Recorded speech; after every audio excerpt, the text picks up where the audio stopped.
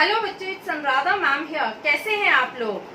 देखो, last video lecture में मैंने आपको एल्पोथ ट्रेट सिखाई थी। आज के वीडियो लेक्चर में मैं आपको रेमंड कैटल्स और आइजेंक्स थियरी डिस्कस करूंगी। रेमंड कैटल ने क्या कहा कि एक कॉमन स्ट्रक्चर होता है जिसमें इंडिविजुअल एक दूसरे से डिफर करता है। इस कॉमन स्ट्रक्चर को हम एक्सपीरियंसेस के थ्रू डिटरमाइन करते हैं। उन्होंने एक टेक्निक अप्लाई की थी जिसे हम फैक्टर एनालिसिस बोलते हैं। इस टेक्निक में उन्होंने ह्यूमन पर्सनालिटी को 16 कैरेक्टरिस्टिक्स में डिवाइड कर दिया था। दो ट्रेट उन्होंने दी है, एक तो सोर्स ट्रेट है और दूसरी सरफेस ट्रेट है। सोर्स ट्रेट में 16 प्राइमरी ट्रेट्स होती हैं जो स्टेबल इन नेचर होती हैं, यानी हर ह्यूमन बीइंग में 16 कैरेक्टरिस्टिक्स होते हैं जो उसकी पर्सनालिटी में फिक्स होते हैं, जो स्टेबल होते हैं, जो कांस्टेंट होते हैं। ये ट्रेट हर ह्यूमन बीइंग में मिलती हैं। जैसे आप सोशल हैं, ट्रस्टवर्दी हैं, कोऑपरेटिव हैं, हेल्पफुल हैं, ऑनेस्ट हैं, कॉन्फिडेंट हैं, सेल्फ रिलायंट हैं। तो इस तरह की क्वालिटीज हर ह्यूमन बीइंग में प्रेजेंट होती हैं। हर इंडिविजुअल इन क्वालिटीज को पजेस करता है। जो भी इंडिविजुअल की सोर्स ट्रेट होती है वो उसकी पर्सनालिटी के बिल्डिंग ब्लॉक्स होते हैं। तो सोर्स ट्रेट आपको समझ में आ गई। सोर्स ट्रेट क्या होती है? सोर्स ट्रेट बिल्डिंग ब्लॉक्स होती है पर्सनालिटी की, और उन्होंने ये ट्रेट 16 इन नंबर दी हैं जो स्टेबल होती हैं, ये चेंजेबल नहीं होती हैं। क्लियर? नेक्स्ट आती है सरफेस ट्रेट। सरफेस ट्रेट क्या होती है? ये आउटकम होता है इंटरैक्शन ऑफ सोर्स ट्रेट का। देखो, ये कॉमन क्लस्टर ऑफ बिहेवियर होता है। जो भी हमारी सोर्स ट्रेट होती है उनको जब हम कंबाइन कर लेते हैं तो हमारी सरफेस ट्रेट बन जाती है। Surface trait is comprised of source trait. जैसे एक पर्सन है, वो बहुत हेल्पफुल है, नॉन सेल्फिश है, नॉन ग्रिडी है, थॉटफुल है। तो ये सारी क्वालिटीज कंबाइन करने के बाद हम कहेंगे कि ये पर्सन एल्ट्रुइस्टिक है। एल्ट्रुइस्टिक किसे कहते हैं? परोपकारी, यानी जो दूसरों की सेवा करता है, उसका अपना कोई सेल्फ इंटरेस्ट नहीं होता है। तो एल्ट्रुइस्टिक क्या हो गया? ये एक सरफेस ट्रेट है। और ये सरफेस ट्रेट कैसे बनी? इन सारी सोर्स ट्रेट को हमने कंबाइन कर दिया। इनको कंबाइन करने के बाद इनका जो आउटकम आया है, जो कॉमन क्लस्टर ऑफ बिहेवियर आया है कि इस पर्सन में सेल्फिशनेस बिल्कुल भी नहीं है, लालच बिल्कुल भी नहीं है, ये हमेशा दूसरों के लिए सोचता है, ये हमेशा दूसरों की भलाई के लिए काम करता है। तो ये पर्सन एल्ट्रुइस्टिक है। एल्ट्रुइस्टिक यानी ये दूसरों की सेवा करने वाला है। तो जो वर्ड एल्ट्रुइस्टिक है इसको हम डिफाइन करेंगे एज सरफेस ट्रेट। और जो ये सारी क्वालिटीज हैं ये आपकी बन जाएंगी सोर्स। समझ में आया दोनों में डिफरेंस? सोर्स ट्रेट हमेशा क्वालिटीज होती हैं, कैरेक्टरिस्टिक्स होते हैं। जब भी सरफेस ट्रेट बनेगी, सरफेस ट्रेट हमेशा कंप्राइज ऑफ सोर्स ट्रेट बनेगी।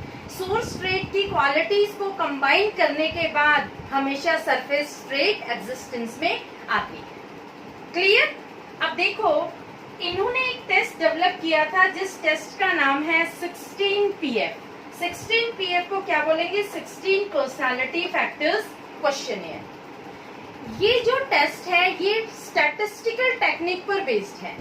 ये स्टैटिस्टिकल टेक्निक किसने डेवलप की थी? स्पीयर्समैन ने। स्पीयर्समैन ने इस टेक्निक को डेवलप किया था और इस टेक्निक को अप्लाई किया है कैटल ने।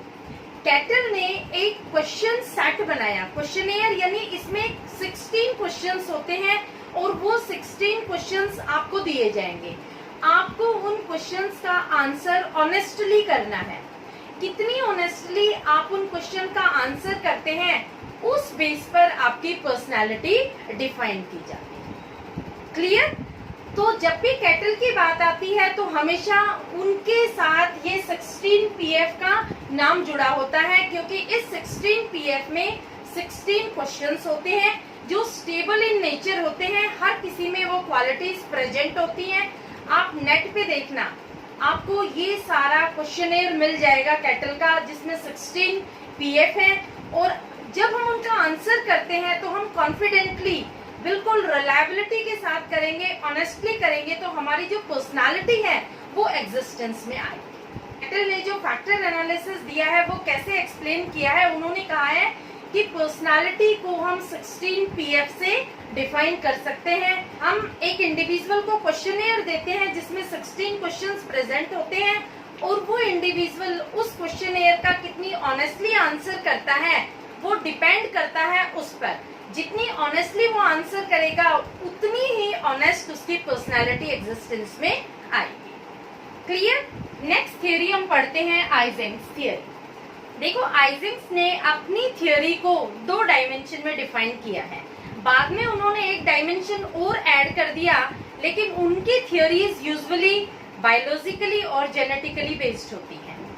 उन्होंने कहा कि या तो पर्सन न्यूरोटिसिज्म होगा या फिर इमोशनली स्टेबल। न्यूरोटिक क्या होता है? Emotionally unstable. जो पर्सन बहुत मूडी होता है, जो बहुत टची होता है, जो बहुत एंग्शियस होता है, रेस्टलेस होता है, वो सारी पर्सनालिटीज आती है न्यूरोटिक में।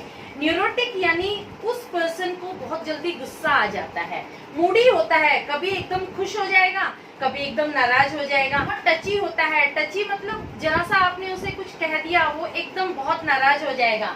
एंग्शियस होता है, छोटी सी बात को लेकर के बहुत ज्यादा परेशान हो जाता है। रेस्टलेस होता है, हमेशा बेचैन होता है। आप उस पर रिलाई नहीं कर सकते क्योंकि आपको पता नहीं वो किस सिचुएशन में कैसे रिएक्ट कर जाए।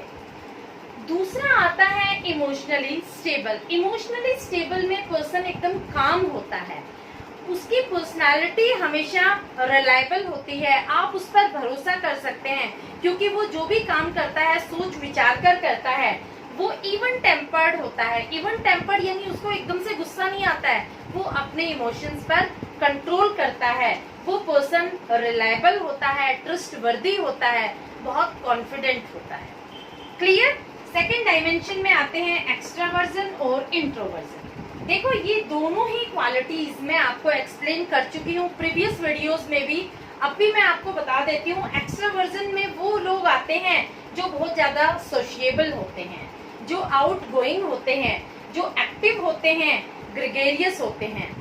वो इंडिविजुअल जो हमेशा एक दूसरे की हेल्प करने के लिए रेडी होते हैं, जिनका नेचर बहुत फ्रेंडली होता है, जो बहुत मिलनसार होते हैं, जो बहुत एक्टिव होते हैं, स्मार्ट होते हैं, वो सारी क्वालिटीज आती हैं एक्स्ट्रावर्जन में। इसका अपोजिट हो जाता है इंट्रोवर्जन। इंट्रोवर्जन में वो लोग आते हैं जो अकेले रहना पसंद करते हैं, जो रिजर्व नेचर के होते हैं, जो क्वाइट रहते हैं, ज्यादा बोलते नहीं है, वो ज्यादा अपने एक्सपीरियंसेस शेयर नहीं करते हैं, जो बहुत पैसिव होते हैं, वो किसी भी चीज में अपनी एक्टिवनेस नहीं दिखाते हैं, बहुत शाई होते हैं और ज्यादातर वो अलोन ही प्रेफर करते हैं। वो ज्यादा पार्टीज में जाना, बाहर घूमना, क्राउड में जाना उन्हें बिल्कुल भी पसंद नहीं होता है। जो लोग एक्स्ट्रावर्जन होते हैं उन्हें क्राउड बहुत पसंद होती है, पार्टीज में जाना बहुत पसंद होता है, तो वो लोग फ्रेंडली नेचर के होते हैं। और जो इंट्रोवर्जन होते हैं इनके ज्यादा फ्रेंड्स नहीं होते हैं। क्लियर? जो थर्ड डायमेंशन उन्होंने बाद में ऐड किया है वो है साइकोटिसिज्म और सोशिएबिलिटी। साइकोटिक वो लोग होते हैं जो बहुत ज्यादा हॉस्टाइल होते हैं, ईगोसेंट्रिक होते हैं, एंटी सोशल बिहेवियर होता है उनका। हॉस्टाइल क्या होते हैं? हर चीज का विरोध करेंगे, बहुत झगड़ालू प्रवृत्ति के होते हैं, उनका नेचर अच्छा नहीं होता है। ईगोसेंट्रिक होता है, बहुत अहंकारी होते हैं, उनमें घमंड बहुत ज्यादा होता है, थोड़ा सा कुछ मिलने पर ही वो एकदम ईगो में आ जाते हैं। एंटी सोशल बिहेवियर होता है, जो हमारे सोशल बिहेवियर होते हैं हमेशा उनके एंटी चलेंगे, उनके अपोजिट काम करते हैं। वो उनकी हर एक्टिविटीज में एंटी सोशल बिहेवियर दिखाई देगा आपको। इसका अपोजिट आ जाता है सोशिएबिलिटी। सोशिएबिलिटी में वो लोग आते हैं जो फ्रेंडली होते हैं, हेल्पफुल होते हैं, कोऑपरेटिव होते हैं। ये लोग हेल्पफुल नेचर के होते हैं, हमेशा मदद करने को तैयार रहते हैं। इनके बहुत सारे फ्रेंड्स होते हैं क्योंकि ये सोशिएबल होते हैं। इन्हें बाहर जाना, फ्रेंड्स बनाना, क्राउड में जाना, पार्टीज में जाना बहुत पसंद होता है क्योंकि ये सोशिएबल होते हैं, सोसाइटी में रहना इन्हें पसंद होता है। इनका नेचर एक्स्ट्रावर्जन होता है। तो ये सारी ट्रेट मैंने आपको एक्सप्लेन कर दी है। जो प्रीवियस वीडियो एलपोर्ट की ट्रेट है वो भी मैं लिंक आपको दे दूंगी ताकि आप पूरी ट्रेट का चैप्टर अच्छे से पढ़ सकें। होपफुली आपको मेरे वीडियोस पसंद आ रहे होंगे. Please like, subscribe and share it to your friends. Okay, thank you.